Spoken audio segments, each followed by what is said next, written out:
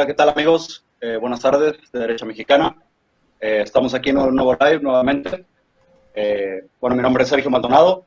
Me acompaña en esta ocasión Abraham Garza, colaborador del canal. Y tenemos un invitado de lujo también. Su nombre es Sandor Lucas o Shandor Lucas.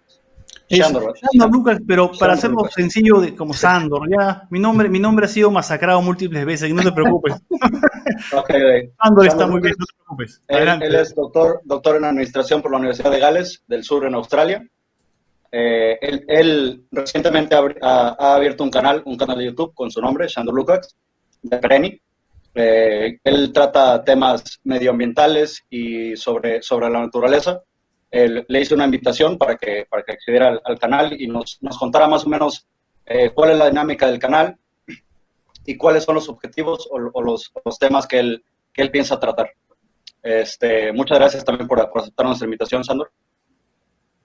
No, por favor, gracias a ustedes. Quiero agradecer, así como estábamos conversando tras bambalinas, en el backstage, como dicen los importantes, agradecerles a ambos primero por el trabajo que vienen realizando, ¿no? Hacen las cosas que ustedes creen que son importantes y se la juegan, y eso es válido.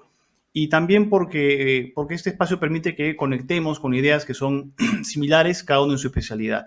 A ver, la idea del canal nace, yo voy a tratar de resumir esto de la mejor manera, nace por una serie de experiencias que yo he tenido en la vida. Yo he trabajado en múltiples ambientes, he trabajado en minería, en sitios remotos, en el Perú, en Argentina, en la Patagonia. He tenido la oportunidad de estudiar gracias a varias becas. He sido bastante nerd, como se dice, he estudiado mucho y me he ido a varios lugares, Estados Unidos, India, Australia. Y lo que recojo de cada experiencia, más que el cartón o el glamour, es lo que uno aprende en cada situación, ¿no? La cosmovisión se amplía y tú ves cómo las personas viven y tú ves cómo las personas se relacionan con su entorno, ¿no? Porque hay países que son más ordenados que otros, porque hay países que tienen más limpieza, porque hay tanta pobreza, porque hay tanta contaminación, etcétera. Y también trabajé en industria, he trabajado en consumo masivo, he trabajado en minería, he trabajado en educación, en consultoría, etcétera. Y tras toda esta experiencia, dije un día, viendo YouTube, dije, ¿por qué no abrir un espacio en el cual analicemos la relación hombre-naturaleza? Que es un área que creo que no se había trabajado específicamente, considerando sobre todo la dificultad y la confusión que existe hoy en día en este ámbito, ¿no? Con varias cosas que estamos viendo, la campaña mediática absurda y poco productiva de bombardear a la gente con un miedo constante de que el mundo se va a acabar y castrar básicamente la razón y la capacidad de discernimiento de las personas, lo cual me parece muy peligroso, sobre todo para control de poder. Entonces dije, bueno, estamos en el momento ideal, voy a hacer este canal, voy a preparar videos, ¿no? Las ediciones al comienzo fueron fatales, pero vamos mejorando. Y presentarle a la gente un contenido tipo mini documental, un contenido de calidad, con sustancia, con originalidad y sobre todo con rigor y escrutinio siguiendo la formación que tengo, ¿no? Ser muy cuidadoso con lo que uno dice y sobre todo informarse. Entonces, esa es la oferta que trae el canal, que gira, como tú bien dijiste, sobre el tema medioambiental y sobre todo la relación histórica entre el hombre y la naturaleza, y porque quien no entiende la historia no entiende el futuro, así de sencillo, ¿no? Y el ser humano no ha cambiado mucho como pensamos. Bien, bueno, como primera pregunta, sería más o menos que nos dieras un resumen de cuál sería la relación del ser humano con la naturaleza, o sea, desde un punto de vista crítico. A ver, la relación del ser humano con la naturaleza ha sido muy complicada, ¿no? Es muy compleja. ¿Por qué? Porque básicamente nacemos para morirnos. No estoy diciendo nada nuevo. Entonces, en esa concientización de nuestro propio, somos seres efímeros, ¿no? Necesitamos recursos, necesitamos agua, necesitamos comer. Y esos impulsos generan también dentro de sociedades, generan presiones, ¿no? La pugna por recursos naturales, ya lo hemos visto en infinidad de guerras antiguas, desde la antigüedad, desde los sumerios, los chinos, los persas, hasta ahora Ucrania con Rusia. Es todo un tema geopolítico, un tema de recursos, un tema de dominio.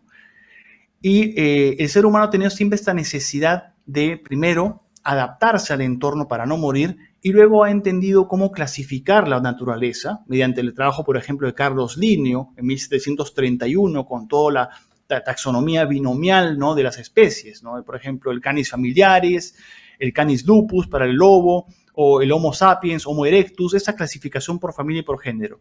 Luego de clasificar al ser humano, sale la teoría de la evolución de las especies de Darwin, ¿no? Y aquí hago un poco el paréntesis, alejándome un poco de la perspectiva religiosa, que respeto y valoro, pero yendo por la rama evolutiva.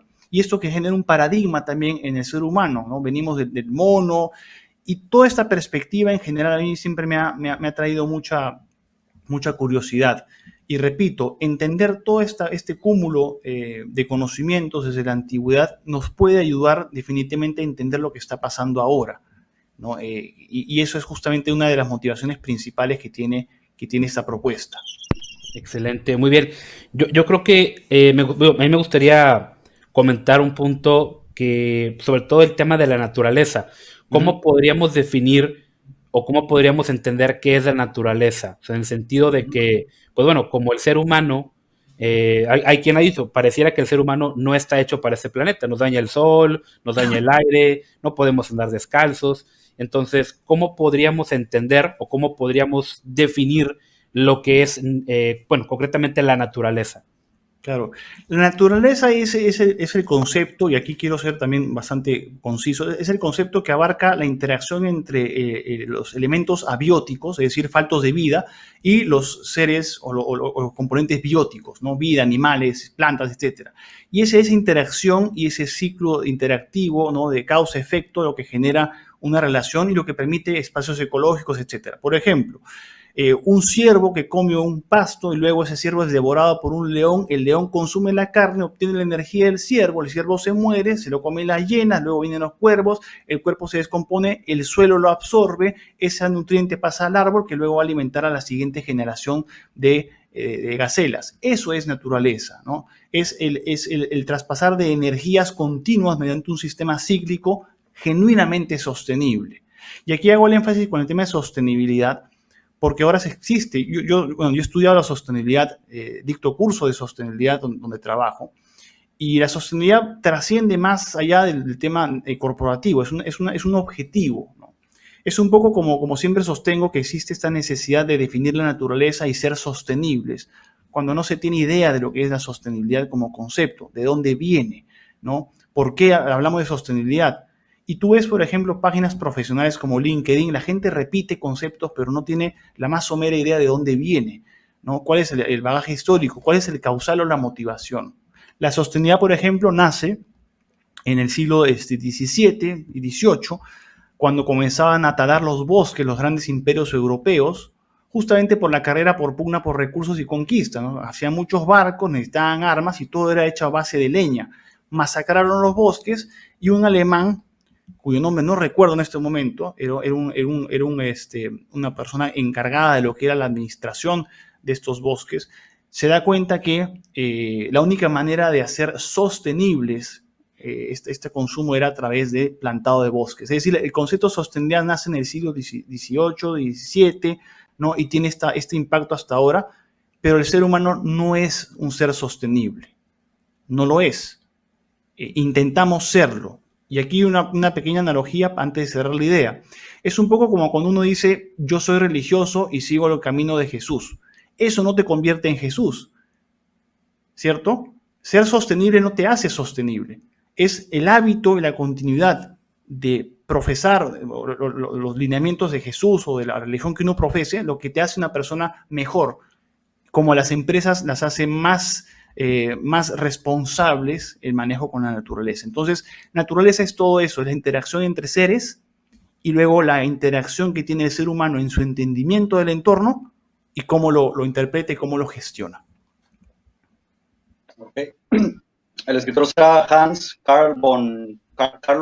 Eso, Carlowitz, exactamente. Así es. Muchísimas gracias. Ahorita me basé en Google, pero sí, ok. Yo también he usado Wikipedia y Google, son bien utilizados, sirven mucho. Carlowitz era, así es, ¿no? Sí, bueno, silvicultura. Sí.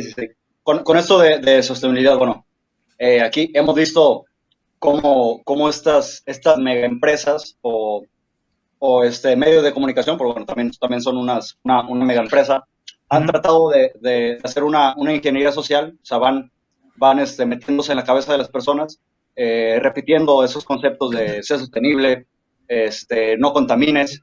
Y poco a poco van metiendo esa idea de que el ser humano es una plaga que necesita autodestruirse porque estamos destruyendo la naturaleza.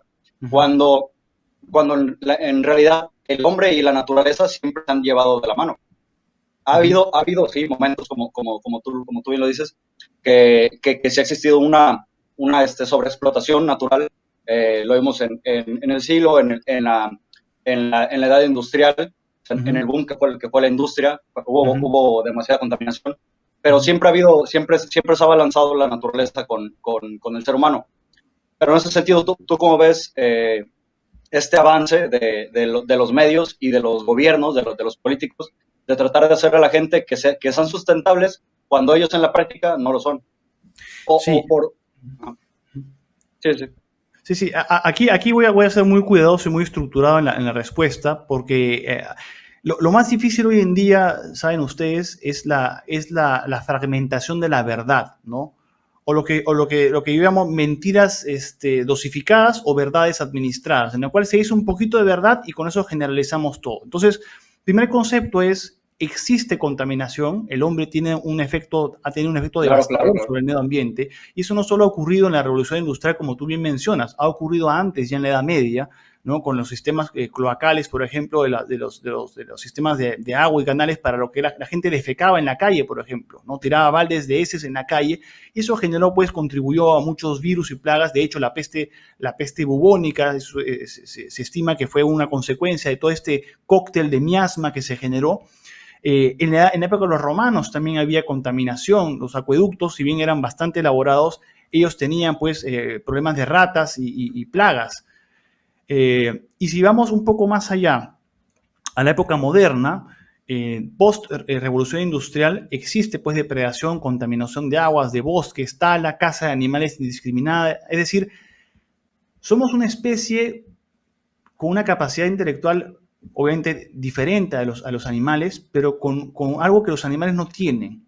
Primero, la necesidad de acaparar, ¿no? De tener riqueza, ¿no? Acumular cosas. Y segundo, la necesidad de que esto sea parte de un estatus social. ¿A qué me refiero? Tú nunca vas a ver un león con un reloj, un Rolex, ¿no? El león basta con comer, come la gacela, se va a dormir, conoce a la leona, fabrica leoncitos, luego se muere de viejo, se lo comen otros leones. Pero en cambio, el ser humano tiene necesidades básicas, pero también tiene necesidades, digamos, de sentirse admirado, adorado. Y es por eso que tú tienes personas que consumen cantidades navegables de recursos y luego pregonan, como el caso, por ejemplo, de nuestro amigo Leonardo DiCaprio, que hace la película famosa Don't Look Up, como una especie de sarcasmo al tema del cambio climático, cuando son en realidad ellos los que desinforman. Y el tipo viaja tranquilamente en su jet privado, ¿no? Tiene 5 autos, de los cuales, ojo, uno es un Prius para demostrar que es ecológico, y así, ¿no? O Barack Obama, también un experto del tema ambiental, pero que tiene más millones y tiene una casa gigante, y de hecho se reunió con sus amigos para su cumpleaños en una casa enorme donde se consuma más huella de carbono que en un colegio. El Obama Gates, ¿no? También. Exactamente. Bueno, entonces, el primer punto gran contribuidor de la paz. Así es. El primer concepto para cerrar es: tenemos un efecto claro en la naturaleza. El segundo espacio es el tema de la generación plástica. Y es aquí donde viene el gran problema de la humanidad. La generación de plástico, ¿no? Los 8.3 billones de toneladas producidas. Esto ha tenido un impacto tremendo en la naturaleza. El tercer punto es los hábitos de consumo de la sociedad. Somos una sociedad consumista. Consumes, descartas, y los ciclos de consumo se van acortando, ¿no? Para fomentar ingresos mayores. Y por último, tú hablaste de los medios de comunicación, ¿cierto? La prensa, los gobiernos. La mejor manera de gobernar es, primero, tener gente estúpida, ignorante. Segundo, darles pan y circo. O tercero, asustarlos y tenerlos siempre en caos. Eso ha funcionado a través de la historia. Funcionó con el nazismo, funcionó en Rusia, ¿no? Con Stalin, funcionó en China. El miedo es el gran causal de las grandes catástrofes mundiales. Y lo peor aún es que la ignorancia es la causa de todos todos los miedos. Ese es un poco el eslogan o el moto del canal, ¿no? La ignorancia es la causa, es el origen del miedo. Y el medio de comunicación han sido utilizados, igual que las instancias multinacionales como la ONU, han dejado de responderle a los ciudadanos globales y se han versado sobre agendas que yo considero que, si bien tienen una porción de verdad, no son lo que la sociedad necesita ahora. Ejemplo, para cerrar la idea en este cuarto punto. La otra vez leí un texto en LinkedIn, esta página profesional que decía de la UN Climate Agency, que decía básicamente, la Agencia Climática de la ONU, que decía el triple riesgo del mundo: cambio climático, biodiversidad y aumento de temperaturas. Entonces, yo no pude aguantar mi ánimo, pues, terrorista en ese sentido, y tuve que comentar. Y esto, parafraseando lo que dice, porque hay que ser honesto con las ideas que no son de uno, yo coincido mucho con Björn Lomborg, que es el presidente del Copenhagen Consensus. No sé si han escuchado ustedes, que ha sacado un libro hace mucho tiempo que se llama False Alarm o Alarma Falsa, en el cual desmitifica todo el tema del cambio climático. Y él arguye, y concuerdo con él, que hay otras prioridades en la actualidad en el mundo, ¿no? Pensar en el futuro como el cambio climático es un lujo que se dan aquellos que tienen el estómago lleno, educación casi y comida caliente. ¿Por qué? Porque quieren evitar un apocalipsis futuro. Pero mi argumento, y este es un argumento personal, es que muchas personas en tu país, en México, en mi país, en Perú, en África, en Centroamérica, en la India, viven el maldito apocalipsis a diario. No tienen comida, no tienen agua, la malaria se los come. La malaria mata 500.000 de personas al año. La tuberculosis mata 1,5 millones de personas al año. Entonces, ¿de qué estamos hablando? ¿Cuáles son las prioridades? ¿Salvamos, que se jodan unos pocos ahora, que se mueran para que podamos estar todos mejor en el futuro? ¿O realmente somos conscientes y consistentes con lo que estamos haciendo? Esa es la crítica que tengo yo, por ejemplo, también con los ODS, ¿no? Entonces, quiero cerrar ese cuarto punto con el tema, reitero, hay un efecto contaminador en la humanidad. El ser humano es un ser que tiene ambiciones y maneras de funcionar diferentes. 3, la contaminación plástica ha generado gran daño. Y 4, estamos en un ambiente geopolítico muy tenso y muy crispado, donde la desinformación se ha vuelto un arte. Claro, claro. Y me gustaría también aquí tocar un punto. Y realmente uno puede aprender mucho de estos intentos de control de la población de los regímenes anteriores, llámese la Unión Soviética, el experimento nazi, temas como, por ejemplo, el sujeto de persecución y todo esto. Uh-huh. Pero a mí me gustaría comentar justamente sobre un libro, se llama Ecofascismo, Lecciones sobre la experiencia animal, de Peter Studenmeier, creo que se llamaba, uh-huh, y Janes Biel, donde justamente ellos comentan esto, que realmente el ADN del movimiento nazi tenía mucho que ver con este resurgir del paganismo, estos movimientos neopaganos de la naturaleza, etcétera.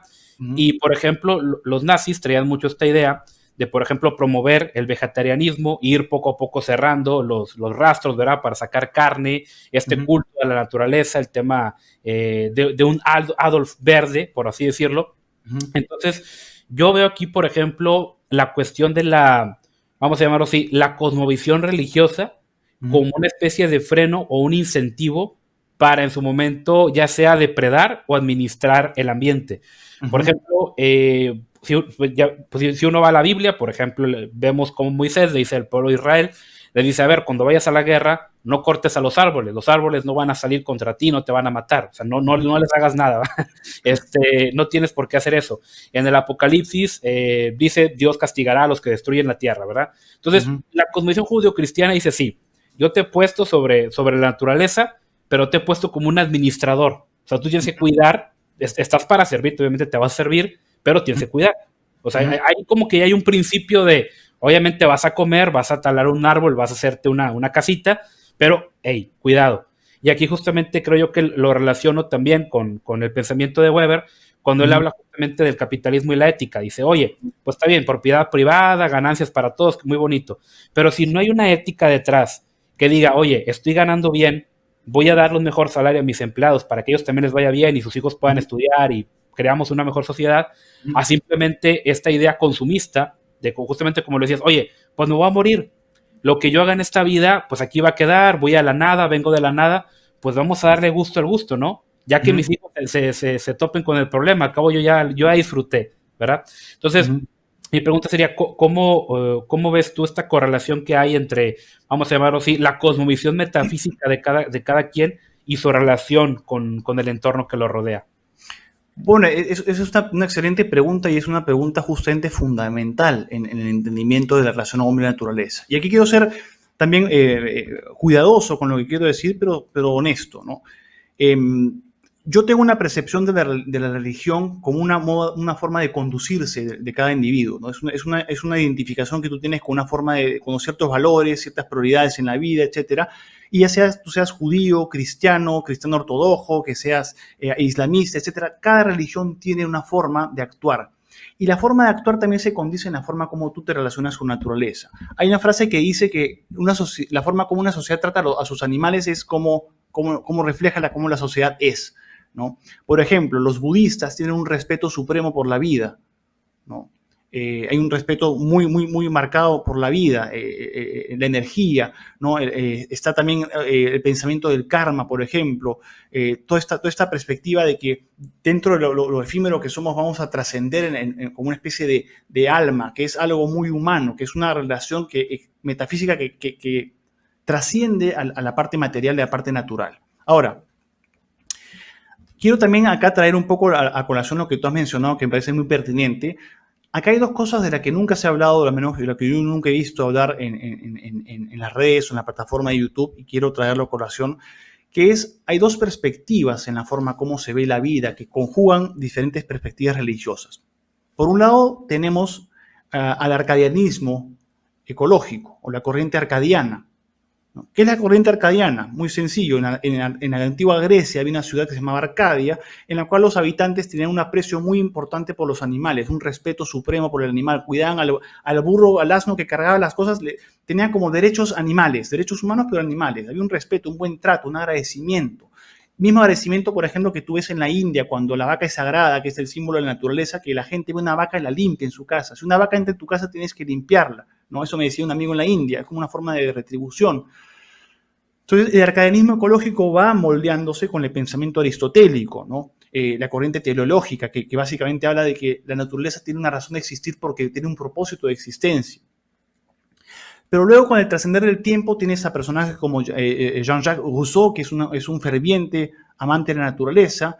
Tienes al propio presidente, al Teddy Roosevelt, que es uno de los promotores de los parques nacionales en Estados Unidos, ¿no? Y prohibió muchas construcciones en parques naturales. Esa es la perspectiva arcadiana, que tiene perspectivas también religiosas de cuidado de la naturaleza, de relación hombre-naturaleza. Ahora, vamos por otro lado, la contraparte, lo que se conoce como imperialismo ecológico, ¿no? Esta corriente nace, digamos, según los entendidos en la materia, dentro de los cuales está Donald Worster, que es un investigador estadounidense, experto en historia natural, historia universal. El imperialismo ecológico nace con Sir Francis Bacon. Y más aún se exacerba su difusión con la publicación de Novum Organum, que fue una obra maestra que justamente contradecía los preceptos aristotelianos de que no hay que cuestionar la naturaleza ni sus formas. Y Bacon decía, momentito, aquí lo que tenemos que hacer nosotros es, para buscar la verdad, hay que preguntar, cuestionar. Ahora, ¿por qué hago estas dos antítesis o movimientos antagónicos? Porque justamente tú mencionaste el Apocalipsis, tú mencionaste los pasajes de la Biblia, y hay un pasaje en particular que me parece muy interesante, que justifica mucho la explotación, ¿ok? Aquí, ojo, no estoy acusando a la Iglesia Católica, ojo, no es eso. Hay un versículo del Génesis 1, 2.26, que dice que el ser humano tendrá dominio sobre las aves, las especies, incluso los reptiles que raptan por el suelo, algo por el estilo. No recuerdo la frase porque no tengo un chip en la cabeza, todavía no soy transhumanista, así que no lo tengo.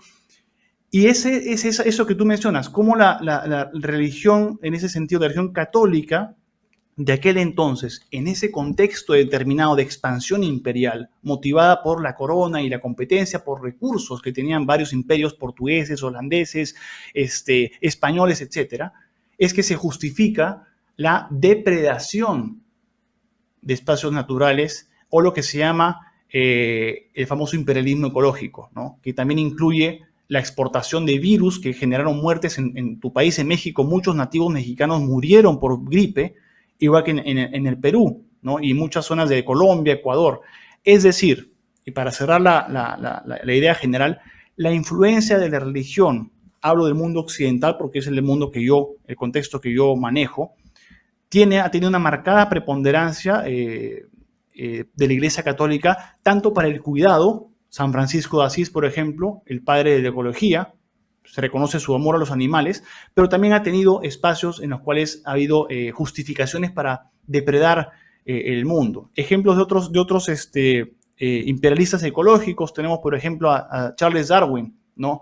Que también creía en que las especies pues, están por la teoría del más fuerte, o incluso Adam Smith con la idea de la economía, el padre de la economía, que también habla del crecimiento continuo a través de los recursos. Así que sí hay una injerencia de la religión y de la fe en la gestión de cómo relacionarnos con el medio ambiente.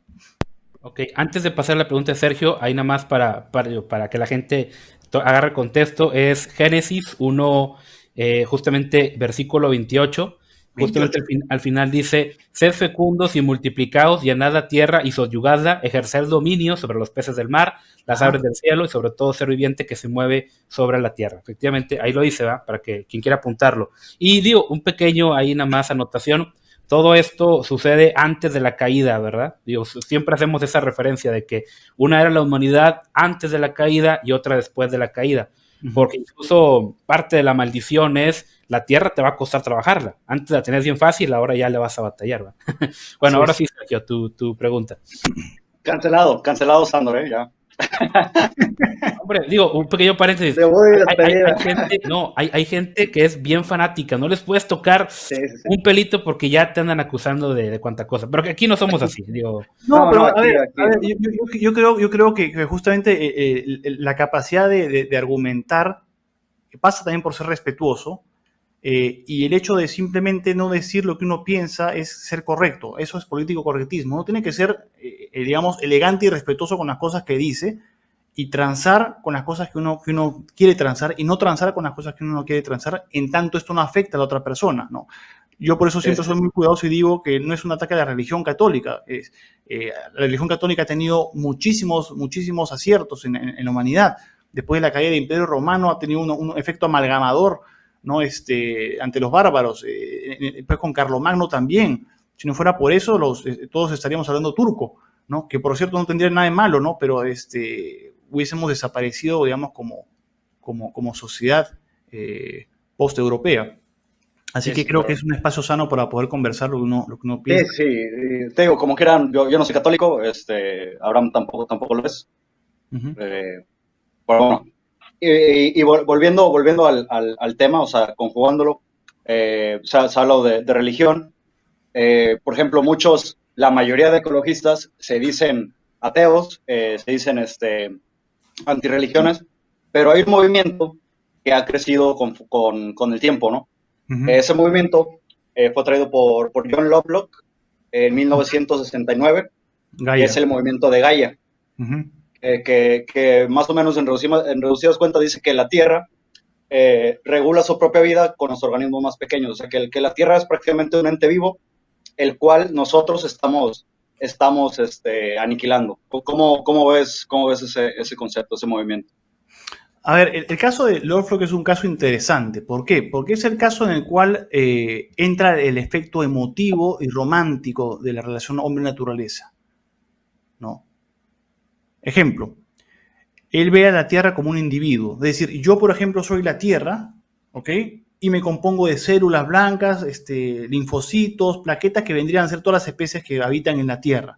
Entonces, su visión es un poco de un organismo completo. Ahora, yo discrepo radicalmente de esa perspectiva bastante romántica, como dije, porque creo que lo que sí existe son ecosistemas e interacciones entre seres, ¿no? La Tierra no es un ente vivo, no es una célula viva, ¿no? Es un espacio abiótico donde viven seres vivos que mueren, se reproducen y así sigue el ciclo. Pero ¿qué pasa? Y aquí hay algo que es muy importante de manifestar. Cuando Lovelock lanza esta idea de Gaia, hay que posicionarse en el contexto histórico de la generación de los baby boomers post Segunda Guerra Mundial, ¿no? En los cuales tienes padres traumados que fueron a la guerra, ¿no? Psicológicamente, gente que le costó sacarse ese problema de la cabeza y rehacer su país de cero, caso alemanes, caso Europa en general, el propio Japón. Pero volviendo al tema occidental, entonces John Lovelock saca esta teoría y tiene mucho impacto en Europa y Estados Unidos claramente, ¿no? Por esta afinidad de la madre naturaleza, siempre esta relación que existe esta asociación que existe entre naturaleza y el género femenino, bueno, no género, el sexo femenino, yo no creo en género, el sexo femenino, ¿no? Y lo que ocurre es algo muy, muy interesante. De esta forma se comienzan a surgir las corrientes defensoras de la naturaleza, que comienzan a ganar más temas políticos o más matices políticos que idealistas. Es decir, la ecología como ciencia, cuando se politiza, se vuelve ambientalismo o ecologismo, ¿no? Y si a eso tú le pones una cuota de emoción, de emotividad, ¿no? de vínculo, la gente va a enganchar muy bien. Y claro, suena muy tierno que la Tierra sea un ser vivo y que lo estamos dañando y que el ser humano es el cáncer del planeta, lo cual me parece una reverenda estupidez, una afrenta, porque si hay alguien que piensa eso, pues debería pensar dos veces sus planteamientos, porque la raza humana tiene defectos y tiene grandes virtudes, ¿no? Entonces, hacer un análisis tan somero me parece vulgar. Pero bueno, el caso de John Lovelock luego sigue y se exacerba también con lo que pasó anteriormente cuando Rachel Carson lanza su libro de Primavera Silenciosa, ¿no? También se condice, es decir, la generación de los 60 fue una generación muy productiva y luego los hippies en los 70 comienzan a adoptar toda esta corriente de peace and love, medio ambiente, naturaleza, vida sencilla, etc. Y es ahí que el comunismo, el socialismo, esto es un resumen bastante vulgar, estoy tratándome varios espacios históricos, pero quiero amalgamar todo esto de una manera muy concisa. El comunismo y el socialismo comienzan a reinventarse de alguna forma, ¿no? Por ejemplo, si volvemos al discurso de Marx, ¿no? En el Das Kapital y en el Manifiesto Comunista, básicamente las corporaciones eran explotadoras de la clase obrera. Ese era el discurso, pobre obrero explotado. A ver, había explotación, había abusos, claro que sí, pero también se generan trabajos y riqueza y economías de escala. Pero para no desprenderme del tema, hay un abuso contra el ser humano laboralmente hablando. Pero eso solamente afectaba al ser humano que trabajaba en esa empresa o en ese conjunto de empresas. Pero luego tú te das cuenta que cuando se habla de medio ambiente, ya no solamente afecta al trabajador de la empresa, afecta a todo el mundo, a todos, seamos o no trabajadores de una empresa o de unas empresas. Es decir, somos automáticamente víctimas de un sistema opresor, intangible, como venimos conversando, que es el arte del progresismo, que siempre tiene enemigos, tiene cucos intangibles y no sabe definirlos, siempre dice que alguien lo ataca, pero no sabe quién es o no tiene la data para decirlo. Y se genera toda esta corriente pues del ambientalismo y el ambientalismo radical, o ecologismo y ecologismo radical, que se plasma en un ataque hacia las corporaciones. Una suerte de neomarxismo pintado de verde, un green marxism, como se dice, un marxismo verde, ¿no? Y luego pues se antepone el tema sentimental, defendamos a la tierra, la madre naturaleza, el ser humano es un cáncer, somos una basura, hay que morir. Insisto, el ser humano ha cometido tremendos errores, pero también ha tenido grandes aciertos. Y creo que es nuestra capacidad moral de justamente encontrar soluciones y dejar de quejarnos y dejar de estar acusando al otro de lo malo que lo estamos haciendo. Creo que no va por ahí la discusión, ¿no? Así que es un poco el resumen de esta propuesta esta pregunta que tú me hacías anteriormente. Muy bien, muy bien. A mí también me gustaría tocar este punto, porque aquí en México lo estamos viendo, porque, bueno, igual no sé si por ahí te haya tocado conocer, no sé, a alguien más del entorno por aquí mexicano, y ahorita tenemos un problema porque, por ejemplo, los sueldos están muy estancados. Antes te decían mucho esto de que no, mira, estudia, échale ganas, saca una maestría y te va a ir bien en una empresa. Ahorita no es cierto, realmente llega situaciones en las cuales incluso tener un grado más alto que una licenciatura es un problema porque las empresas no te quieren contratar. Tenemos sueldos muy, muy bajos y gracias a todo este tema verde está subiendo mucho, por ejemplo, el precio de los automóviles. Ahorita ya está cada vez más complicado hacerse un vehículo. Y, por ejemplo, donde yo vivo, el transporte público es un caos. O sea, a veces tardas 2 horas en llegar al trabajo, entonces es demasiado a veces la fatiga, el estrés, estar peleándose con eso. Y aunado a esto, cada vez le están subiendo más impuestos a lo que es al cemento, a lo que es todo el tema de concreto. Entonces, eso está derivando en que aparte que la vivienda se ha encarecido, pues ya cada vez las casas van a estar más caras. Entonces, tienes vehículos caros, tienes viviendas caras, mal hechas obviamente, y tienes sueldos muy bajos. Y yo lo veo esto como una manera de a su vez someter y controlar a la población en el sentido, como por ejemplo la Agenda 2030, no tendrás nada y serás feliz. ¿Para qué quieres casa? ¿Para qué quieres carro? No simplemente con un departamentito. Tenemos el surgimiento del metaverso.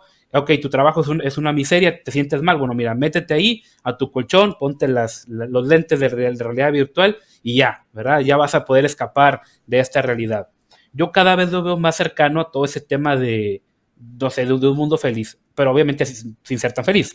En el sentido de que, ¿para qué buscas hacerte de bienes materiales? ¿Para qué buscas esto? No, tú vive la experiencia. No, tú viaja. No, tú gástalo en tal cosa. Entonces veo cómo a las generaciones actuales se le está metiendo mucho esta idea de que pues el antiguo ideal de la familia tradicional, de tener tu patrimonio, sea como sea, de tener algo, se está desplazando por la idea de vive el momento, de la experiencia, ¿verdad?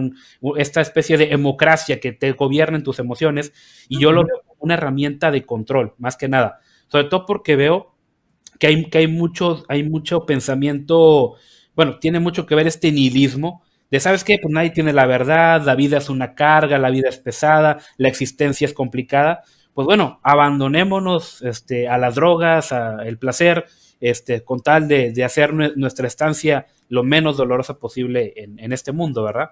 Y digo, tomando también esta parte de que, pues realmente muchos días, bueno, los nazis perdieron la guerra, pero muchos de estos ideales hippies ya los traían los nazis, o sea, ya traían toda esta idea verde. Y vemos también este resurgir con ese tema de la Agenda 2030 y todos estos impuestos, vaya, que hay. Y yo lo veo simplemente como una herramienta de decir, bueno, eres un país pobre, se está desarrollando, no tengas industria, ¿sí? No se reproduzcan, aborto, tal y tal. Y poco a poco, para ir haciéndole ver a la gente que efectivamente uno es el problema. Y yo veo el mejor ejemplo aquí, por ejemplo, en Europa. En Europa, digo, me ha tocado conversar con poca gente, porque tampoco soy muy internacional, y muchos me han dicho que realmente, por ejemplo, al alemán y a otros así, les han inculcado que se odien. Ódiate porque eres alemán, ódiate porque eres blanco, ódiate por tal razón, ¿verdad? Entonces, vemos que ahora ya está cambiando la cuestión racial. Digo, el feminismo le dice al hombre que se odie por ser hombre, la ideología de género le dice al heterosexual que se odie por ser heterosexual. Ahora ya el ambientalista te está diciendo que te odies por tener un vehículo, por querer tener una casa, por hacer una carnita asada los fines de semana. Entonces, poco a poco va esto enfocado a minar, siento yo, pues el espíritu humano en este sentido, ¿verdad? Digo, no sé qué opinas tú acerca de todo esto, de pues esta agenda como un método de dominación, de control, de reingeniería social. Sí, a ver, has tocado varios temas y voy a tratar de abordarlos, digamos, uno por uno para poder dar una devolución ordenada sobre lo que has planteado. Primero, esta corriente del vivismo, ¿no? De vivir el momento, de gozar la vida, es propia de los jóvenes, ¿no? Ustedes, bueno, todos hemos sido jóvenes, ustedes siguen siendo jóvenes, etcétera, pero hoy en día, a mi parecer, y quiero evitar generalizar, pero es mi parecer, hay una corriente digamos, de dejarse un poco a la aventura, al placer, al hedonismo, etcétera, ¿no? Porque el futuro ya vendrá y es un poco la trampa de la juventud. Uno cree que nunca va a ser viejo, ¿no? Y de pronto te aparece canas acá en la barba, ¿no? Se te cae un poco el pelo, te engordas rápido. Todos vamos a pasar por la vejez. ¿A qué voy con esto?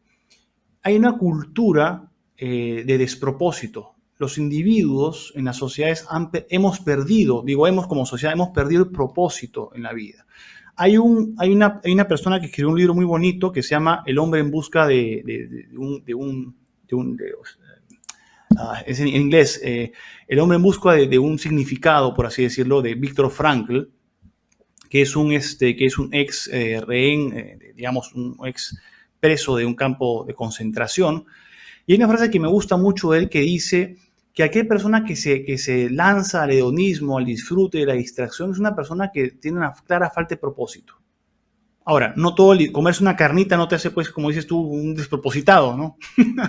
pero hacer de esto un hábito continuo, este disfrute continuo, esta necesidad de dopamina, ¿no?, que uno necesita para sentirse, escapar un poco de la realidad, es peligroso. Es peligroso, ¿por qué? Porque tienes personas que no tienen capacidad de discernimiento ni propósito. Alguien sin propósito uno tiene una ruta, y alguien sin ruta es fácilmente, digamos, se puede perder muy fácilmente en el camino.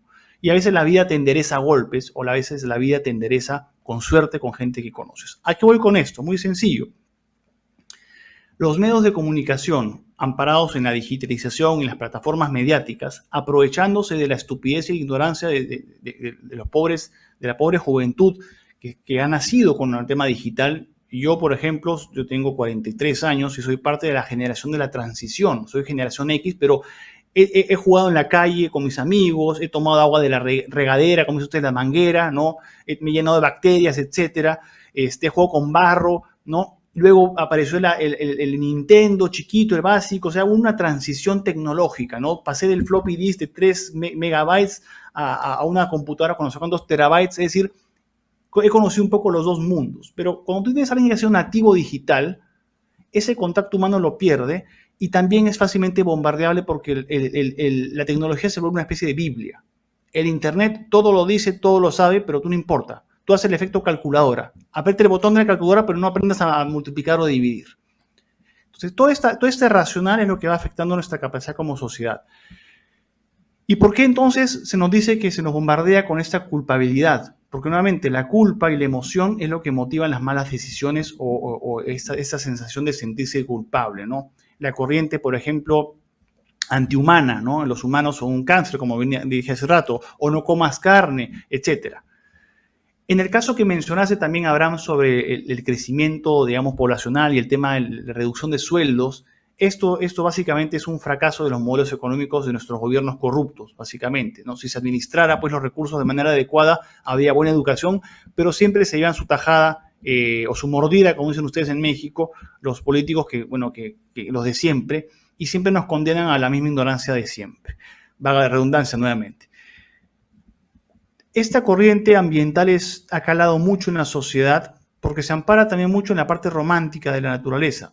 Ejemplo, cuando tú revisas, por ejemplo, el ranking ambiental o el índice ambiental de la Universidad de Yale o el Environmental Performance Index, el EPI de 2021, vas a encontrarte que los países con mejor gestión ambiental son, curiosamente, aquellos que más contaminan, lo cual me parece una falacia, ¿no? Claro, no sé, pues Noruega, Suecia, Estados Unidos son los que mejor gestionan su medio ambiente, claro, pero el consumo per cápita la huella de carbono por persona es mucho mayor que en la India o que en Perú, que en México. Y existe esta dualidad de percepción. Los países avanzados están exigiendo a los países en desarrollo cortar su crecimiento económico, siendo estos últimos los que justamente tratan de despegar, como así lo hicieron las economías europeas que fueron basadas netamente en explotación de recursos.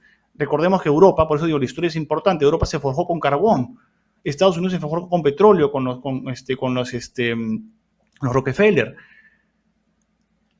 Y para concluir la idea, y aquí hay una parte fundamental, los objetivos del 2030, a mi parecer, son un insulto a la razón, son una afrenta al sufrimiento humano, porque en los objetivos del milenio 2015 tuvieron que ser trasladados a 2030 porque jamás iban a llegar.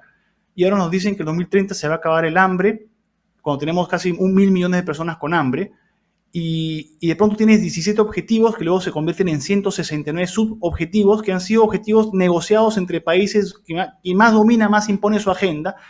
Entonces, al final, no terminas en un bienestar de la humanidad, sino terminas en una especie de cuento de los pitufos, en el cual todo es bonito, todo está armonioso, pero no hay ninguna métrica, ningún indicador para decir efectivamente cuánto se está avanzando en reducción de pobreza, cómo mides tú la brecha de género, cómo mides tú la contribución de cada empresa al impacto ambiental, etcétera. todo queda siempre en la buena intención, ¿no? Insisto, en la parte romántica, en la parte de las buenas intenciones, que claro, muchas empresas capitalizan y ponen en la foto, contribuir al objetivo ODS número 17, 15, 13. Bravo, la gente toma, aplaude foto, etc. Yo no creo en eso. Y ojo, y eso que yo trabajo en estos temas y conozco el tema a fondo porque es mi especialidad.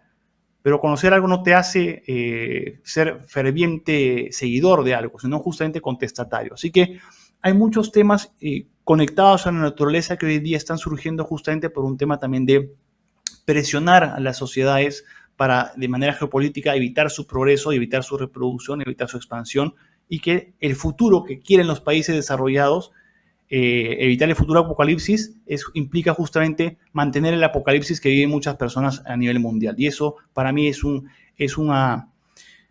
simplemente algo inaceptable. Es como el mono que no mira, no escucha y no habla. Se hace la vista gorda. Así es. Sí, bueno, referente a ese tema, ¿no? Por ejemplo, comentar que el 80 o el 70% de la producción de carbón, o sea, de la quema de carbón, la producen los chinos. Uh-huh. Y prácticamente son los chinos los que más financian a la OMS y a la ONU. O sea que existe una especie de imperialismo ecológico que trata de las naciones que ya están desarrolladas o más desarrolladas, uh-huh, oprimiendo a las naciones subdesarrolladas a que dejen de hacer lo que ellos hicieron para desarrollarse en sí, ¿no? Tenerlas controladas. Vemos, por ejemplo, lo de la renta básica universal, uh-huh, que prácticamente es un intento de los gobiernos o de las empresas para decirle a las naciones subdesarrolladas: hey, deja de producir, nosotros te vamos a dar un sueldito, tú quédate tranquilo en tu casa, espérate a que te mueras, nada más no tengas muchos hijos, y te vamos a dar, cámbiate el sexo, tú puedes hacer lo que quieras hacer. Vemos que hay una constante avance en ese aspecto.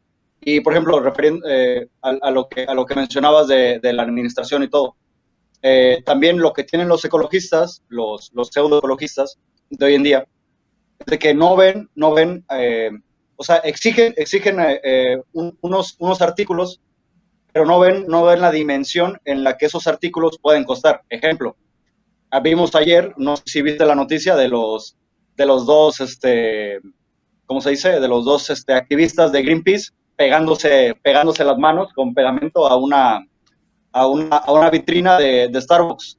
¿Pero por qué? ¿Cuál es la reprimenda? No porque están matando vacas, sino la reprimenda es que ellos dicen que la leche vegana está demasiado cara, o sea, se la venden muy cara en Starbucks. O sea, vemos que no hay una disonancia entre el ecologismo y la administración de la economía, porque prácticamente, obviamente, la leche de vaca es barata hoy en día porque ha llevado un proceso y ha llevado un mecanismo de producción masiva para que entre más haya, menos cueste.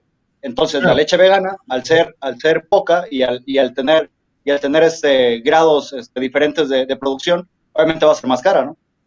Claro que sí. Otro ejemplo, por ejemplo, yo lo veo en mi área, ¿no? Yo tengo un pequeño negocio de impresión 3D. La impresión 3D, el material que se usa se llama PLA, y ese material es parecido al plástico, pero no es de petróleo. Está hecho en base a los pellets que quedan de la caña al momento de hacer el azúcar y el maíz. Entonces, es un buen material que es biodegradable y que es amigable con el medio ambiente. Pero yo me la paso diciendo que soy ecologista. ¿Por qué? Porque al momento de que yo a un ecologista le quiero vender un producto mío, me dice, es que está muy caro. Obviamente que está muy caro. ¿Por qué? Porque el proceso es más complicado del que ya se tiene, porque, o sea, no hay una capacidad de producción masiva. Uh-huh. Caso contrario a los chinos, que los chinos prácticamente ven una máscara, hacen un molde y a inyectarle plástico y las venden en masa. Y obviamente la producción de China tiene esto, ¿no? De que tiende a masificarse. Entonces vemos una disociación, digo, del lado ecológico, uh-huh, por el lado productivo y por el lado económico. ¿Cómo más o menos, cómo canalizarías o cuál sería el ejemplo, el consejo que le darías a la gente que quiere ser responsable con el medio ambiente, que no se quiere dejar llevar por esas agendas tan absurdas. Sí, no, y muy interesante lo que mencionas y también complementando lo que menciona Abraham, por ejemplo, el Prius y estos productos que son carísimos. Yo quisiera empezar por traer a colación el buen libro, el libro amigable, digamos, fácil de leer, bastante sencillo de entender, que lanzó Jordan Peterson, que se llama 12 reglas para la vida, ¿no? Aquí no quiero pegarla, pues, digamos, de sentimental o chef ontológico, porque no es lo mío. Creo que cada uno, como dice, a quien le toque el guante que se lo chante, pero es un libro que básicamente te dice que antes de tú pregonar algo, o sea, antes de exigir orden, primero empiezas por tu cuarto, ¿no? ¿Qué pasa? Primero, cuando tú ves personas que reclaman, tú tienes que preguntarte qué reclaman, por qué, cuál es la causalidad, qué causa este reclamo, es justificado o no. ¿Cuáles son los métodos de reclamo? ¿Bloqueas carreteras? ¿Incendias algo? ¿No? Etcétera. Y luego te preguntas, ¿qué grado de entendimiento tiene esta persona sobre lo que reclama? Y ahí viene el gran problema en nuestra sociedad. La gente reclama sin tener conocimiento de causa de las cosas que está exigiendo. Entonces, lo que tú me mencionas básicamente se entiende como economías de escala. Muy sencillo. La demanda ante una producción masiva, ¿no? Permite que cada costo unitario adicional sea a menor costo, que básicamente lo que permite que las personas puedan adquirir productos en Walmart, que, bueno, de hecho México, Walmex es uno de los supermercados más grandes que existe en el mundo, es el mercado más grande que tiene Walmart en México como país, tiene un montón de tiendas, entonces permite que la gente acceda a precios más bajos. Perfecto. Ahora, si tú quieres leche vegana, es un poco la analogía que hago con estas jugadoras de fútbol que exigen el mismo sueldo que los jugadores de fútbol, digamos, masculinos. Yo quiero ganar igual que Cristiano Ronaldo. A ver, mamita, no es que seas mujer, ni por tu conducción de mujeres, sino que Cristiano Ronaldo, por la forma como juega, atrae más gente que paga por ver su espectáculo y no es, no es el misógino que te evita a ti ganar dinero, ¿no? O como en el tenis, quiero ganar igual que los hombres. En el caso, por ejemplo, particular de la leche vegana, no es que las empresas sean negativas con la producción, la empresa está para hacer dinero, ¿no? Y eso se ha demonizado. Una empresa no es una beneficencia. Ahora, no es el dinero que hagas, sino es cómo lo hagas. Esa es la pregunta. Y ahí sí le doy validez a la forma, a los ataques de las corrientes ecologistas o el ecologismo radical, incluso, que reclaman la forma como se genera riqueza mediante este discurso de destruir la naturaleza y en detrimento de la calidad de vida de la gente. Pero ¿qué vamos con todas estas ideas?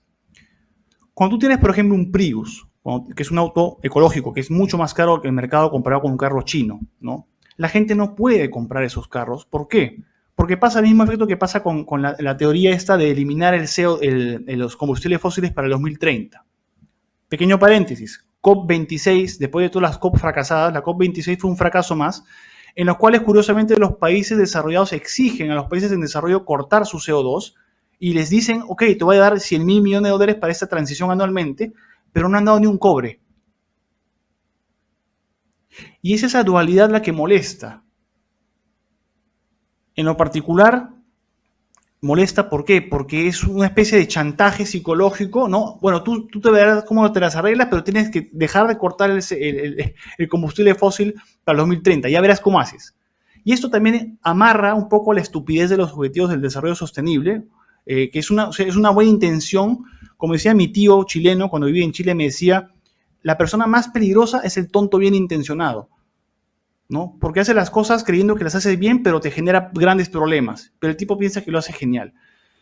Los ODS, en este entendimiento de reducción bien intencionada, se olvidan de una pequeña cosa. Y aquí quiero citar un concepto muy importante que se llama justicia climática. No sé si ustedes han escuchado lo que es justicia climática, ¿no? Es esta justicia, digamos, gaseosa que existe para dar a la gente mejor calidad de vida y al entorno. Bueno, lo que se olvidan las personas que se manifiestan a favor de la reducción de los combustibles fósiles es que se olvidan que cerca del 70% de los alimentos que se producen a nivel mundial son hechos por campesinos, digamos, de hectareaje menor a las 10 hectáreas. Y estos campesinos utilizan fosfatos y componentes fertilizantes provenientes de los combustibles fósiles. Segundo, se olvidan también que en todos los países no hay sol para poner paneles solares, que son carísimos, y que en África las personas tienen que cortar árboles para hacer calor, para cocinar su batata o su yuca o la cazaba, como se llame, o las raíces que puedan encontrar para comer. Es decir, para mí todo esto es una falta de sensibilidad humana, que es justamente lo que se quiere proyectar, ¿no?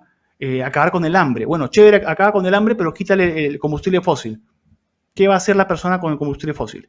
Y aquí quiero explayarme un poco más, para dar más datos, digamos, para que permitan a nuestra audiencia entender mayor entendimiento de lo que estamos conversando. William Nordhaus es un profesor de la Universidad de Yale y premio Nobel de Economía, y él fue el padre de lo que se llama el carbon tax, el impuesto al carbono, ¿no? Y el impuesto al carbono nace como una idea muy bien fundamentada de reducir o de aplicar costos por cuotas de generación de emisiones a las empresas que generen emisiones y que paguen pues impuestos a los que más que contaminan. Muy bien. Vienen entrampados hace como 40 años en ver cuánto va a pagar cada uno y nadie quiere ceder, ¿no? Y esto está amarrado ¿a qué, muchachos? Está amarrado al tema de los famosos degrees o grados de incremento de temperatura de 1.5, 2.5, 3.5, 4 y nos evaporamos. El mismo William Nordhaus dice que la inversión que se haría para mitigar el famoso cambio climático es un despropósito porque se van a gastar cerca de 120 trillones de dólares en algo que no va a generar una disminución significativa en el medio ambiente. Y aquí empato lo que digo de William Nordhaus con lo siguiente, que es la curva verde o la curva ambiental de Kuznets. ¿Qué nos dice Kuznets? Dice que el ingreso per cápita de los países en desarrollo, cuando llega a por encima de $5.000, es ahí que empieza a descontaminarse y reducir la polución ambiental. Muy sencillo. Como pasó en China cuando tuvo los 300 millones de chinos que pasaron a clase media. ¿Qué hicieron los chinos cuando clase media? Dejaron de comer arroz y verduras y comenzaron a comer cerdo. Comenzaron a comprar productos de mayor calidad para nutrirse. ¿Qué pasa con las personas que tienen un ingreso mayor? Ciertamente, en vez de usar carbón o leña de forestar, pues utilizan cocinas a gas más limpias o cocinas eléctricas, que siguen siendo contaminantes, pero siguen siendo más limpias, ¿no? Ya no utilizas, ya no tienes tasas de mortalidad, ya no tienes a tus hijos que se mueren antes de los 5 años. ¿Por qué? Claramente hay un desconocimiento de que en los países en desarrollo las familias tienen más hijos, no porque no tengan televisión y el papá sea muy, muy eufórico, ¿no? Sino porque los hijos son el capital, digamos, son parte de la jubilación que tienen los papás para el futuro y son la mano de obra directa, ¿no? Es una especie de sistema feudal moderno en el cual pues tienen más hijos porque saben que se van a morir muchos de ellos. Entonces, toda esta ingeniería de reducir el CO2 y la justicia climática es contraproducente porque es una medicina que va a tener efectos nocivos y va a generar mucho más, va a seguir generando mucho más sufrimiento a las personas que ayudarlas. Y por último, recordemos acá, y así muy enfático, recordemos aquí algo súper importante que es imprescindible recordar. Cuando hablamos de los ODS, y esto quiero por favor que quede muy, muy marcado, hablamos de dos perspectivas de mundo distintas. Repito, los países desarrollados que no quieren un futuro apocalíptico, en buena intención o como sea, pero ninguna acción puede estar supeditada, puede sobrepasar o puede construirse sobre la base de sufrimiento. Y eso es lo que a mí moralmente como individuo, yo no soy cristiano, ¿no? Yo soy un agnóstico ignorante que algún día me gustaría encontrar el camino espiritual, pero sí soy una persona sensible con el sufrimiento humano y me parece una falta absoluta de respeto imponer una agenda sin dar alternativas y seguir pegándola de moralista cuando en realidad la gente se muere de hambre. El apocalipsis es ahora. Así es, así es.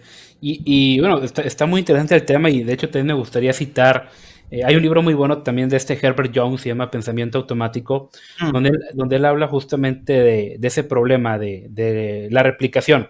Por ejemplo, él decía en la antigüedad, llámese Galileo, Isaac Newton, etcétera, ellos hacían un experimento, no sé, igual ya el típico, desde el mazo y la piedra, lo dejo caer.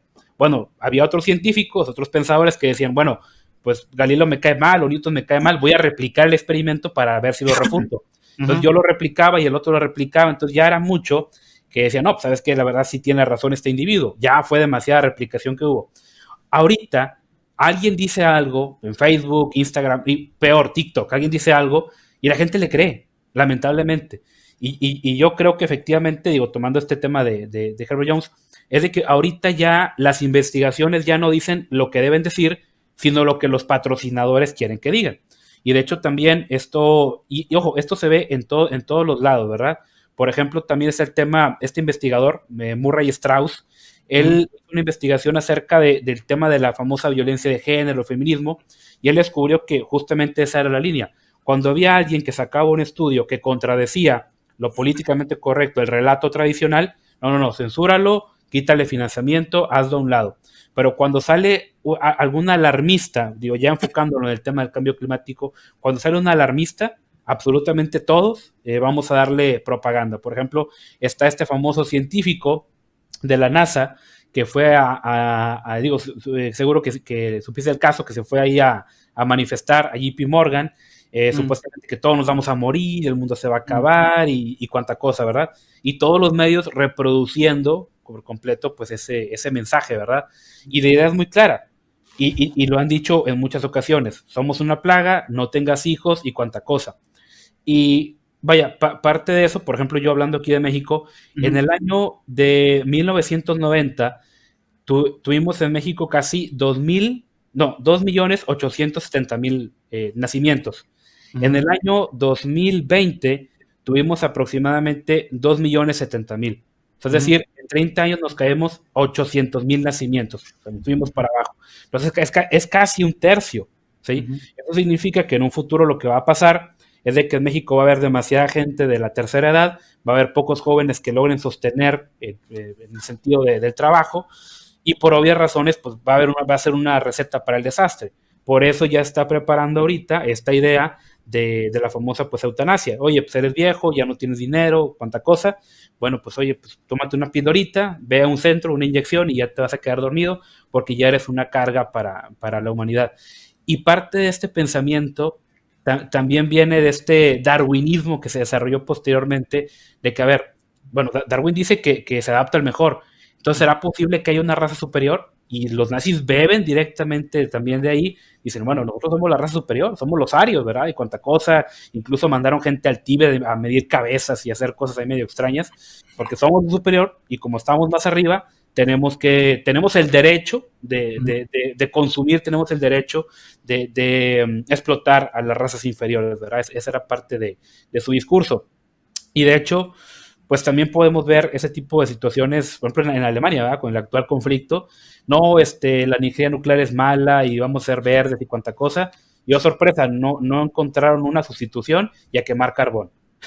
O por ejemplo, de que muy, muy malo Rusia y lo que tú quieras, pero sí queremos seguir teniendo el gas ruso, ¿verdad? Y cuánta cosa. Incluso hasta Putin se burló, él dijo, a ver, pues, se irán a calentar con leña o a ver cómo le hacen, ¿verdad? Porque el invierno alemán está tremendo, ¿verdad? Entonces, efectivamente, pues sí vivimos en una época muy lamentable. Hay un alarmismo que simplemente sirve para esto, para incentivar el miedo en la gente, y todos sabemos que una persona entre más miedo tenga, más fácilmente va a ser pues arrebatar autonomía. Por ejemplo, tenemos miedo, hay inseguridad. ¿Quién nos puede salvar? El Estado, ¿sí? Y ya ni el Estado, porque el objetivo ya es de que ya desaparezca el Estado, que todos seamos una especie de feudos y tengamos una especie de élite allá escondida en Bruselas, Ginebra, no sé, que controle los designios del mundo, ¿verdad? La famosa esta agenda. Digo, como lo vimos con el COVID, que te decían, los países fracasaron, apenas un gobierno mundial para que arregle las cosas, ¿verdad? Y es lo mismo, ¿verdad? Cambia tu seguridad, cambia tu libertad por seguridad, y lamentablemente al final pues nos quedamos sin ni una ni otra, ¿verdad? Y pues bueno, a mí me gustaría preguntarte, digo, porque seguro mucha gente va a querer meterse un poquito más, ¿qué literatura le recomiendas a la gente para pues empezar a formarse vaya, un poquito? Digo, además de tu canal, digo, hay un pequeño paréntesis, aquí en la descripción está ya el canal por ahí de Sandor, para que vayan a revisarlo. Está muy, muy importante esto, porque mientras uno habla de la agenda globalista, otro habla del género, otro habla del transhumanismo, metaverso, etcétera, pues como él lo ha dicho, hoy tiene su fichita verde, ¿verdad? De hecho ahí está de fondo, complementando el rompecabezas de toda esta reingeniería social. Así es. Bueno, gracias por la pregunta. Antes de pasar con la literatura, quisiera también abordar un poco los conceptos que has tratado, ¿no? Que es sumamente importante. Las prioridades no son, digamos, no son importantes por lo que representan, sino por cómo las justificas, ¿no? Como tú justificas una probabilidad, te da la legitimidad para poder emplearla. Y eso es lo que justamente aplica la cultura de la cancelación.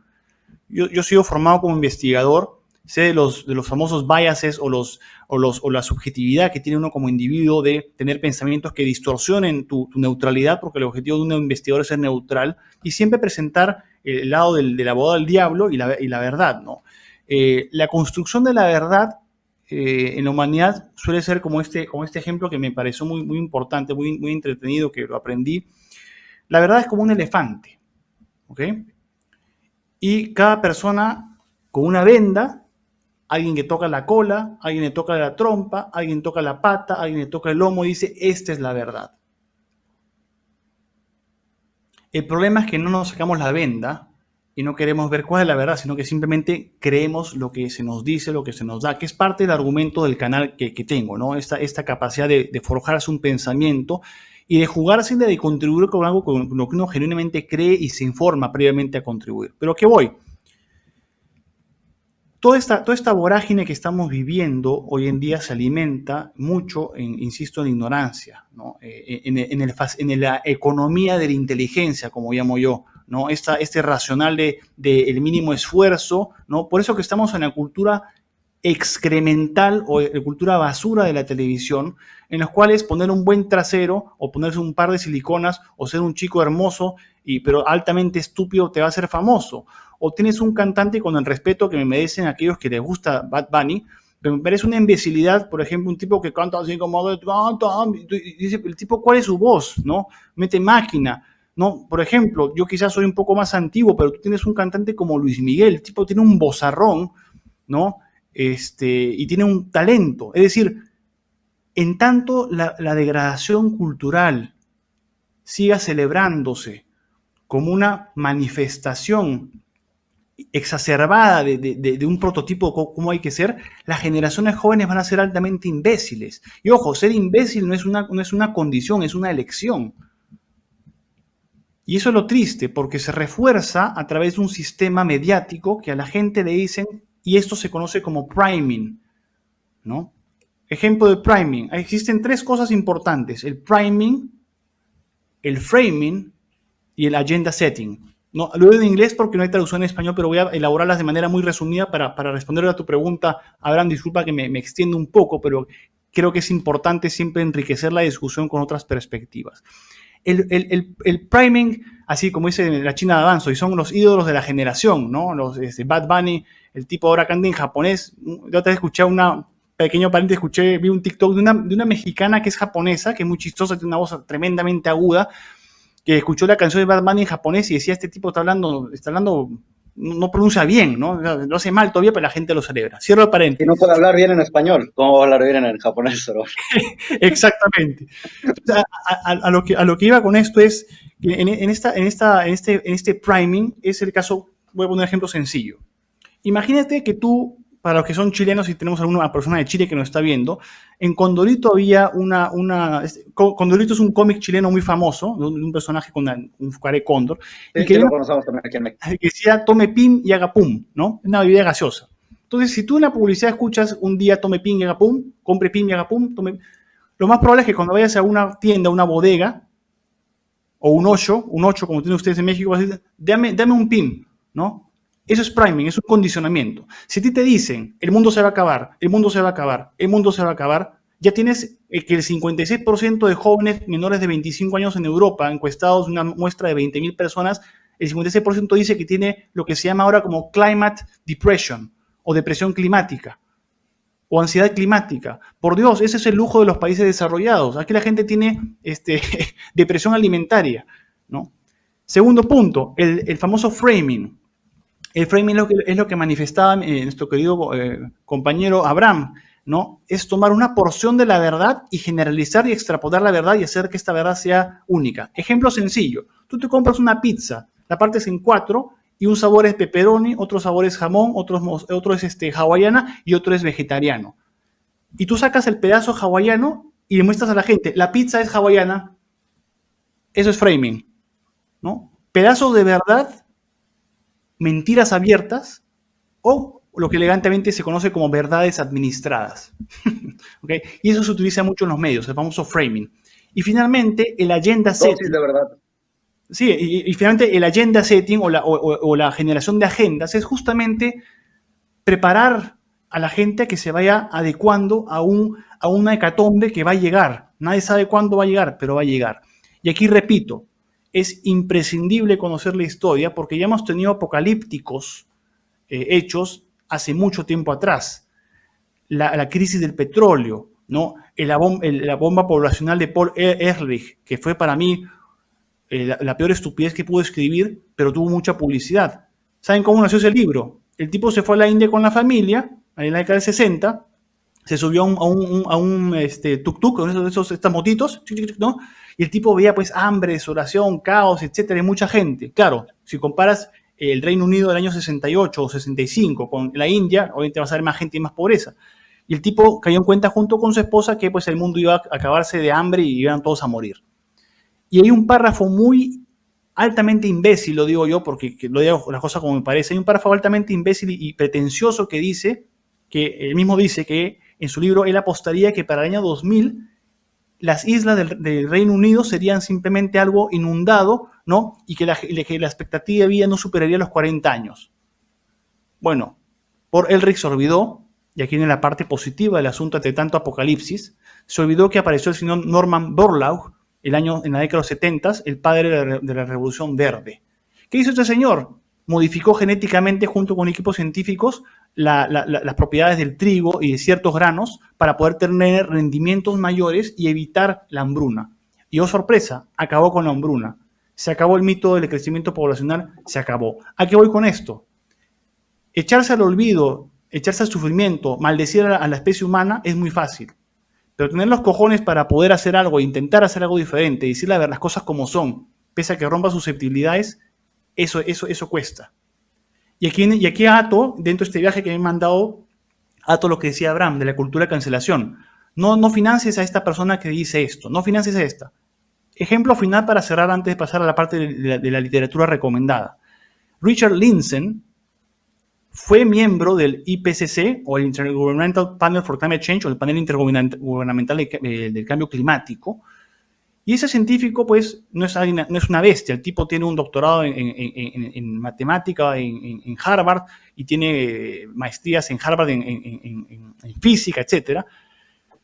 Y el tipo dice abiertamente que no hay ninguna manera en la cual se pueda extrapolar un escenario climático futuro porque escapa a la capacidad de la ciencia. Para finalizar, porque yo aquí puedo seguirme largo y nos sale barba a todos, pero quiero cerrar acá la idea.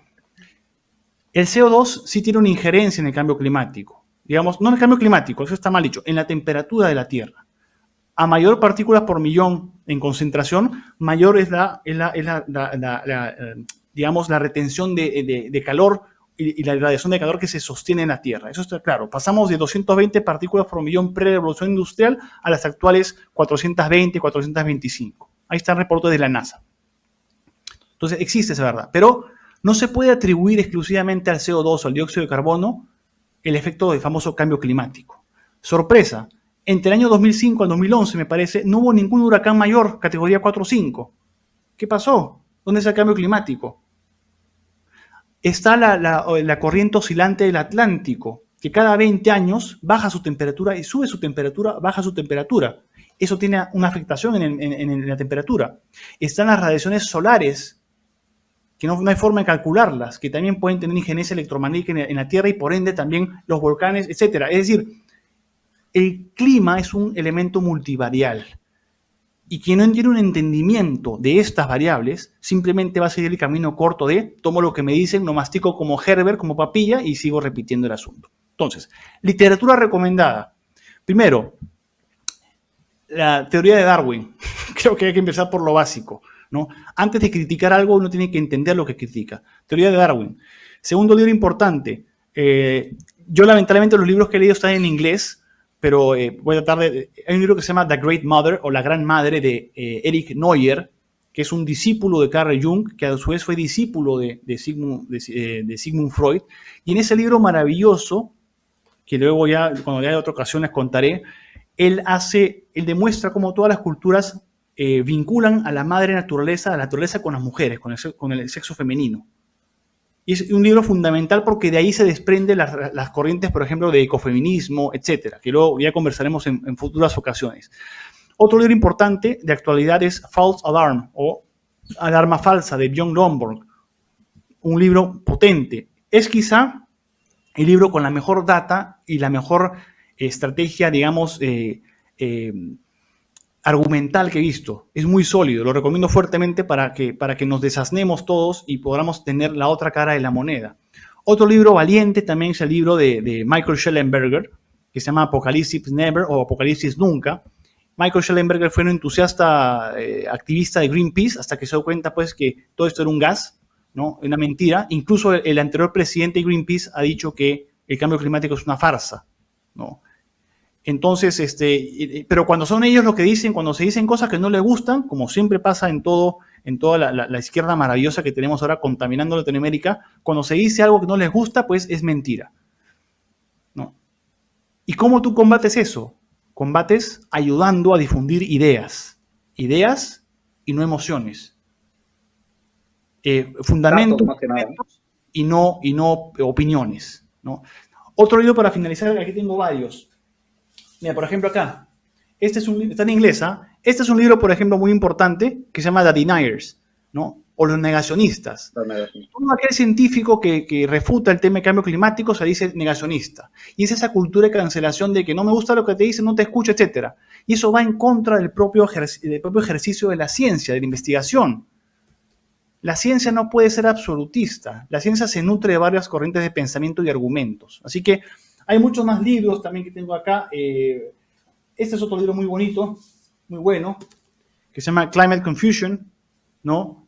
De Roy Spencer, otro negacionista. Entonces, aquí tengo un montón más de libros que quisiera compartir con ustedes. Déjenme checar acá. Tienes el clásico libro de Sapiens, el libro de Sapiens del señor ¿cómo se llama? Yuval Noah Harari. Yuval Noah Harari, ¿no? Que tiene una percepción un poco diferente del ser humano, pero siempre es importante tener la perspectiva de cómo se ve la raza humana. Hay un libro también que es muy denso, que justamente también es de Jordan Peterson, que se llama Maps of Meaning o Mapas de Significado.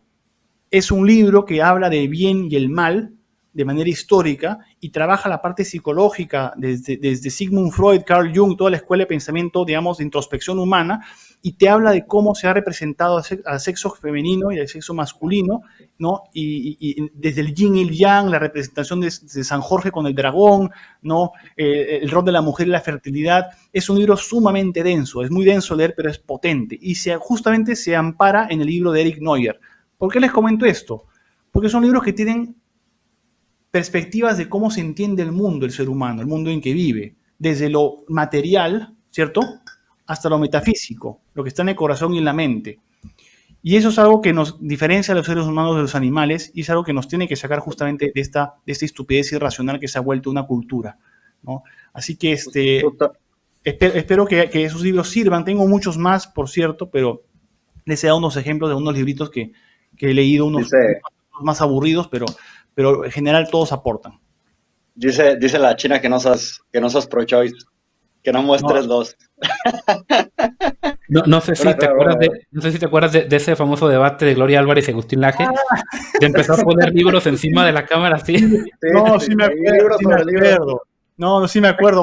Tú sabes que justamente cuando estaba sacando el libro dije, carajo, estoy haciendo esto, que hizo la Gloria Álvarez, no van a pensar que estoy haciendo Gloria Álvarez, sí, exacto. Pero bueno, se llama justamente ¿no? No, lo hice espontáneamente, no tengo Justamente es importante que muestres de la literatura para que la gente que vea este live, que esté viendo este live y que lo vea en un futuro, conozca y se cultive con literatura y con datos, que eso creo que es lo esencial, los datos, como diría Alberto Venegas Lynch, primero los datos, para que compare datos, porque siempre se llevan con el metarrelato, ¿no? El relato de que el mundo se va a acabar, de que tienes que morirte a temprana edad para no seguir contaminando. También creo que una visión también más economista o un poco más administrativa, porque, por ejemplo, un ejemplo, ¿no? Corto, el aborto conlleva que no haya tanta natalidad. Y la gente dice, ok, si no hay mucha natalidad, vamos a vivir mejor. ¿Por qué? Porque entre menos gente seamos, más va a ser la producción y mejor van a ser los salarios. El problema es que en el gobierno o en el lugar donde vivimos, tenemos un gobierno socialista que las pensiones son públicas, no privadas. Entonces, al momento de que se extrapola eso, de que las pensiones son públicas, entonces, entre menos trabajadores jóvenes haya, las jubilaciones no van a dar para tantos viejos que se generen después. Por eso dicen, ok, metemos aborto, pero también metemos eutanasia para eliminar a la gente desde temprana edad. Pero si se nos caen las jubilaciones, tenemos la opción de mandarlos a dormir un poco más jóvenes para no tener que estarles dando pensiones, ¿no? Es importante que la gente vaya conociendo eso, más que nada literatura y datos que refuten todo el relato que está viendo, porque es un bombardeo constante a las ideas y al cerebro, no solo de nosotros, porque a nosotros ya se nos resbala, más que nada a la gente o a la juventud virtualizada que en este momento prácticamente está 24 horas en la red. No, absolutamente, Sergio, lo que dices, y solamente para complementar un poco, los abogados un buen abogado no está interesado en la justicia, voy a ser frío en el comentario, un buen abogado está interesado en argumentos. Es así de sencillo. No gana el más justo, gana el que mejor argumenta,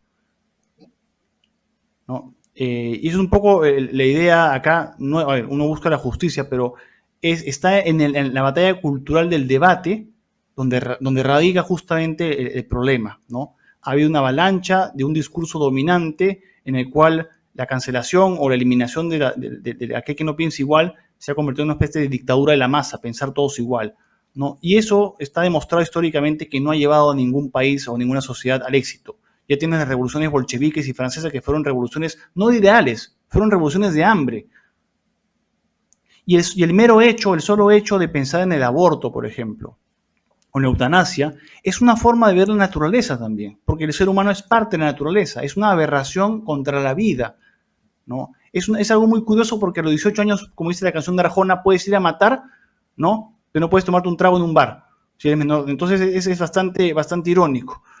Bueno, Arjona no es, digamos, un filósofo que yo lea mucho, ¿no? Sino que me acordé de esa canción, ya para reírnos un poco, porque también digamos que Arjona va a manchar la ficha verde, se va a poner un poco morada la ficha. Sí. Y lo último, para cerrar mi comentario al respecto, es que, repito, el rol moral de una persona es empezar por casa y tratar de dejar de ser lo menos ignorante posible, ¿no? Yo lo digo porque yo lo viví. Yo en mi juventud fui alguien bastante superficial, ¿no? Me interesaban cosas triviales, viví una época hedonista, ¿no? Pero luego me di cuenta que ese vacío no te da ninguna trascendencia, no tenía un propósito. Y cuando tienes una familia, una hija, vas madurando en el tiempo, te das cuenta que los errores que cometes tú tienen impacto en la sociedad, en tu familia, en tus compañeros. Y justamente es un poco el rol que todos tenemos. Y recordarles a todos, como siempre digo, que la ignorancia es la causa del miedo, ¿no? Excelente, excelente, muy bien. Bueno, pues esperamos que la verdad el tiempo se nos fue volando, ya cuando uno... mira, 1:20 ya, pues, se me quedé sin saliva, me bajé todo el agua. No, yo también ya me acabé mi medio litro de café. Cafecito, ¿de dónde era tu café? ¿Me dijiste, Abraham? De Chiapas. Ya me mandas unos gramitos por acá para Perú para probarlo. Sí, gracias a Dios, el café de Chiapas, Oaxaca, es un café muy bueno, está muy sabroso. Y digo, en mi caso, que ya soy adicto a la cafeína, ya no me hace nada, ya es por sabor. Estás como el COVID, ya, que te ataca pero no te hace nada. Sí, no, ya es un hecho. Yo me tomo uno de estos y en 10 minutos ya puedo estar dormido, así ya. No, qué envidia. No, ha sido un placer para mí, muchachos, conversar con ustedes. Espero haber contribuido un poco en ampliar la perspectiva desde el campo que yo manejo. Yo hablo de las cosas que sé y lo que no sé me callo porque la reputación se pierde una vez, no dos. Así que espero haber contribuido desde mi ficha verde, de este humilde espacio, como dicen los clichés, de este humilde espacio, ¿no? Y nada, y encantado de poder tener futuras conversaciones, siempre defendiendo lo que uno cree. Y nada, muchas gracias nuevamente a ambos, a Sergio y a ti, Abraham, por esta invitación, y espero que a la audiencia le haya gustado este espacio para conversar. No, claro, igualmente, y pues esperamos ahí en un futuro, Dios mediante algún día podernos conocer y seguir platicando acerca de todas este tipo de problemáticas. Absolutamente. Y pues bueno, igual a que todos aquellos que nos están viendo, ya saben que como tal estamos padeciendo una especie de shadow ban ahí en YouTube, intencionalmente ocultan videos, todas las semanas nos quitan horas, ya hicimos por ahí el análisis. De hecho, ya cumplimos con todos los requisitos, incluso para poder monetizar, pero por alguna extraña razón, los servidores de YouTube no funcionan, ¿verdad? Entonces, pues bueno, igual les reiteramos, si les gusta pues todo nuestro contenido, ahí nos pueden apoyar con algún cariñito en PayPal. Aquí están también el Instagram y el canal de YouTube por ahí de Sandor, que va a estar por ahí compartiendo videos acerca de todos estos temas. No olviden por ahí suscribirse, compartir, muy importante eso, compartir para que más gente pueda acceder a este tipo de información. Y seamos sinceros, es muy poca gente. Digo, si comparamos los canales que hay en Latinoamérica, somos bien poquitos los que tratamos ese tipo de temáticas. Vas a encontrar más canales de un tipo maquillándose o poniéndose uñas que tocando temas como estos, ¿verdad? Entonces, si a ustedes les interesa, si les gusta, ayúdenos a compartir, a dejar por ahí su like, un comentario para que el algoritmo ahí medio nos ayude, ¿verdad? Tanto al de nosotros como al de Sandor, vayan ahí a ver sus videos, y también dejen por ahí algún comentario y algo para que el algoritmo les suba. Y bueno, pues por mi parte yo siempre les digo, me despido diciéndoles que el socialismo no funciona y a los hechos no les importan tus sentimientos. Muchas gracias. Muchas gracias a todos. Cuídense mucho. Mañana sale mi video, por si acaso. Así que like, suscribir y compartir. Así es. Muchachos, cuídense mucho. Un gusto.